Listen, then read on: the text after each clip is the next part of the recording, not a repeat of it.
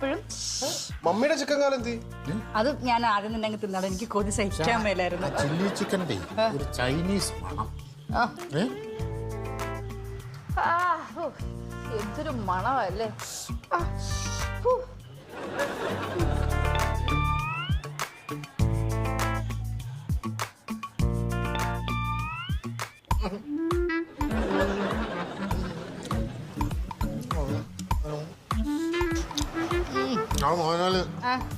നമ്മൾ ഈ പൊറോട്ട ഇങ്ങനെ അങ്ങോട്ട് പറിച്ചെടുത്ത് ചില്ലി ചിക്കൻ്റെ പീസ് ഉണ്ടല്ലോ.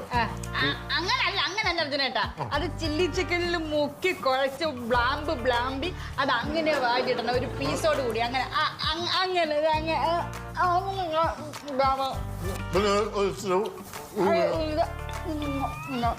നിനക്കൊക്കെ അകത്ത് കയറി ഇരുന്ന് കഴിച്ചൂടേ?